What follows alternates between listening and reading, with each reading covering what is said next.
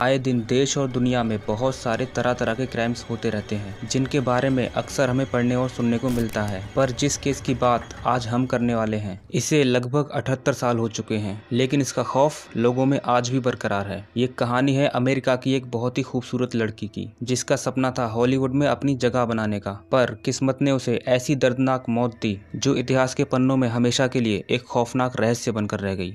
इस लड़की का नाम था ब्लैक डाहलिया।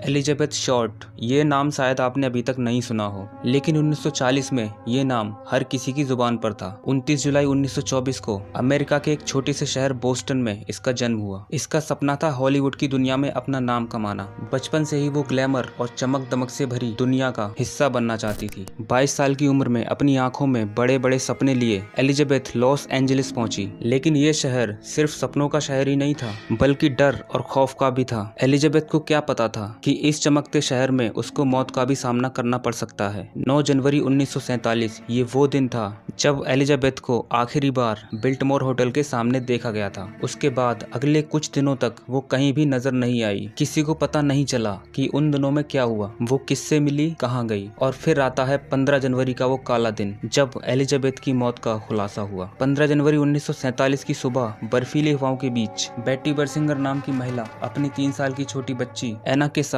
लॉस एंजलिस के लीमट पार्क के पास से गुजर रही थी, जो वो मॉर्निंग वॉक पर निकली थी। लेकिन जो उन्होंने वहां देखा उसे वो कभी नहीं भुला पाएंगे। वहां खाली जगह में उसने एक लड़की की देखी। वो कोई सिंपल नहीं थी, वो 2 हिस्सों में बटी हुई थी। उसके होठों को बहुत ही बेरहमी से दोनों तरफ से उसके दोनों कानों तक किया गया था। वो लाश इतनी बुरी कंडीशन में थी कि उसको पहचानना बहुत ही मुश्किल था। पुलिस ने जब फिंगरप्रिंट्स वगैरह मैच किए तो पता चला कि ये एलिजाबेथ शॉर्ट थी। इस घटना के बाद लॉस एंजलिस पुलिस ने जोरों शोरों से जांच शुरू कर दी। एलिजाबेथ की बॉडी देखकर ऐसा लग रहा था जैसे किसी बहुत ही शातिर इंसान ने बड़ी ही सफाई से उसे हो। उसके शरीर का सारा निकल चुका था और उसके शरीर पर का कोई भी धब्बा तक नहीं था। ये इस बात का सबूत था कि कहीं और उसको मारा गया था और यहाँ लाकर उसके शरीर को डाल दिया गया था। बॉडी में बिल्कुल भी ना होने की वजह से उसका रंग पीला सफेद हो गया था। उसके शरीर पर बहुत सारे कट्स के निशान थे। उसके थाई और ब्रेस्ट से इसके पूरे पूरे टुकड़े निकाले गए थे। उसके शरीर का नीचे का आधा हिस्सा बाकी आधे हिस्से से 1 फुट दूर पड़ा हुआ था। उसकी अंतड़ियों को निकालकर बड़े ही करीने से उसके के नीचे रखा गया था। मारने के बाद कातिल ने उसके शरीर को धोकर साफ कर दिया था। डॉक्टरों ने बताया कि उसकी मौत डेड बॉडी के मिलने से 10 घंटे पहले हुई थी। पुलिस के पास कोई भी ठोस सबूत नहीं था, पर एक बात तय थी कि ये करना किसी आम इंसान का काम नहीं हो सकता। और फिर शुरू हुआ सवालों का सिलसिला। कौन था ये बेरहम हत्यारा और क्यों उसने एलिजाबेथ को ही चुना? जब इस की खबर फैली तो पूरे अमेरिका में हड़कंप मच गया। मीडिया ने इस घटना को ब्लैक डाहलिया का नाम दिया, और वो इसलिए क्योंकि एलिजाबेथ के से लगभग 1 साल पहले हॉलीवुड में एक मूवी आई थी द ब्लू डाहलिया। वो भी इसी तरह की एक मिस्ट्री पर बेस्ड थी। साथ में एलिजाबेथ को काले कपड़े बहुत पसंद थे और वो अक्सर अपने बालों में ब्लैक डाहलिया का फूल भी लगाती थी। तो इसी सब के चलते इस केस को द ब्लैक डाहलिया का नाम मिला। अखबारों में इस केस की हर छोटी बड़ी जानकारी को बढ़ा चढ़ाकर पेश किया गया। लोग इतने दहशत में थे कि हर कोई अपने आप को अपने अपने घरों में कैद करने लग गया था। सबको इसी सवाल के जवाब का इंतजार था कि आखिर इतना घिनौना और खौफनाक काम किया किसने। इन्वेस्टिगेशन के दौरान कई शक की सुइयां अलग अलग लोगों की तरफ मुड़ी। कुछ ने कहा कि एलिजाबेथ का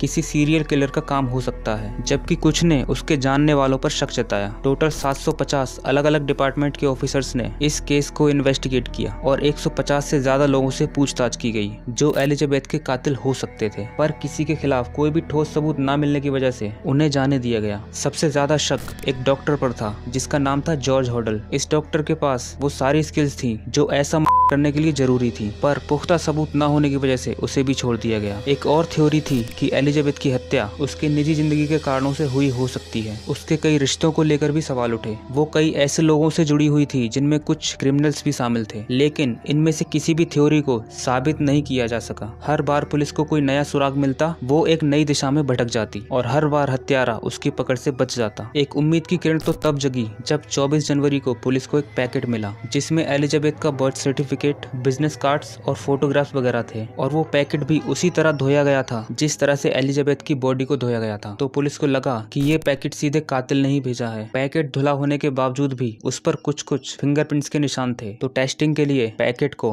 FBI के पास भेजा गया, लेकिन बदकिस्मती से पैकेट पर बहुत ही कम और धुंधले फिंगरप्रिंट्स थे जो अच्छे से एनालाइज नहीं हो पाए और एक बार फिर कातिल पुलिस से बच निकला। ब्लैक डाहलिया ने जैसे लॉस एंजलिस के कानून को चुनौती दे दी थी। पुलिस ने हर संभव कोशिश की पर असली हत्यारा कभी सामने नहीं आ पाया। समय के साथ ये केस भी ठंडा होता चला गया, लेकिन इसका असर आज भी महसूस किया जा सकता है और आज तक ये केस एक खौफनाक रहस्य के रूप में मौजूद है। मेरा तो ये सोचकर ही कलेजा कांप जाता है कि आखिर एक इंसान किसी दूसरे इंसान के बारे में इतना बुरा सोच भी कैसे सकता है।